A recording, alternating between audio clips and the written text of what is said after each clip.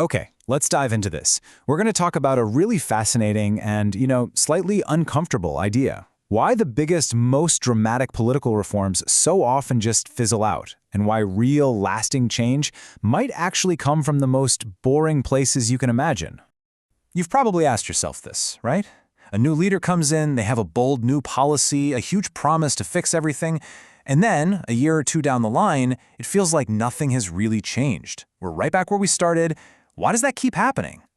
And this just nails that feeling of frustration, that disillusionment we all have when we talk about politics. We can sense something is off, we see the same old patterns playing out again and again, but it's really hard to pinpoint the actual cause. It feels like it's not just about good or bad people, it's something much deeper, something in the structure of it all. So, to really get why things seem to stay the same, we've got to first look at the predictable life story of what we can call the big fix, that huge attempt to change everything all at once. This whole cycle probably sounds painfully familiar. It all kicks off with a huge, bold announcement.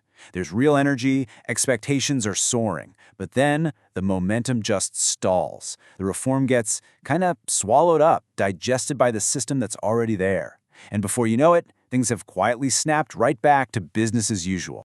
And here is the absolute key. This doesn't usually happen because some villain was secretly sabotaging the plan or because the people pushing it weren't sincere. It fails because it lands inside the exact same incentive structure as everything that came before it. And that structure, well, it's incredibly powerful.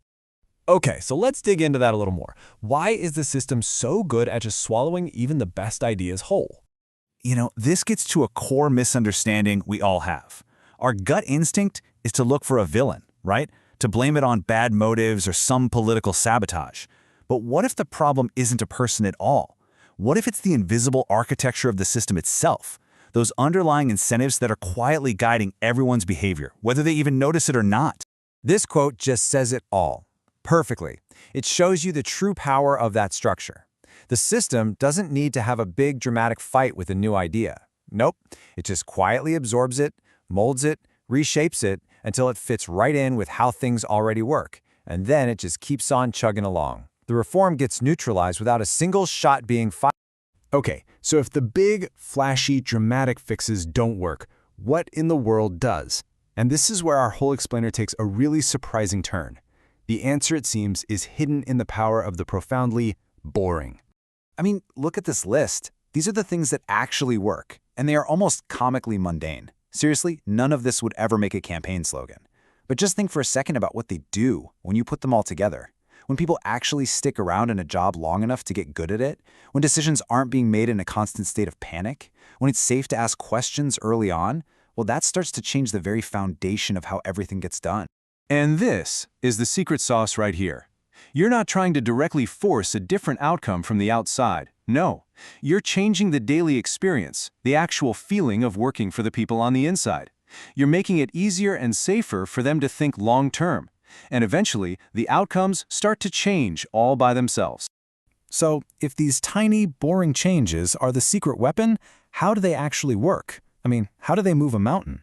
To understand that, we need to talk about the one fundamental force that they're all messing with. And that force is friction.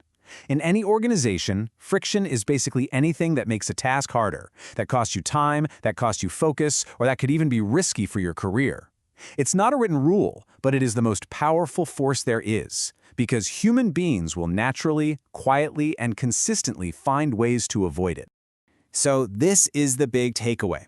You can give 1,000 inspiring speeches about big ideas and long-term thinking, but if the system creates a ton of friction around doing those things, if speaking up is risky, if taking your time to plan carefully gets you punished, people just won't do it.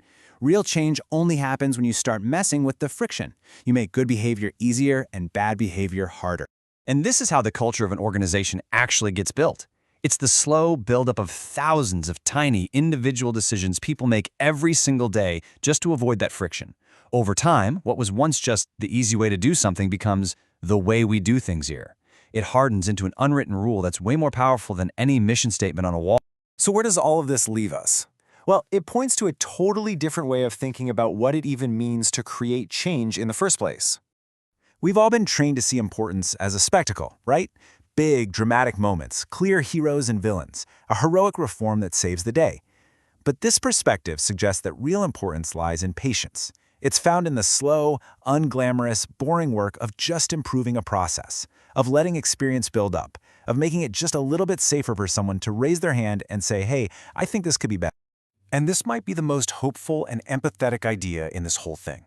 If our political systems keep churning out short-term, reactive policies, it's not a sign that everyone inside has had a moral failure.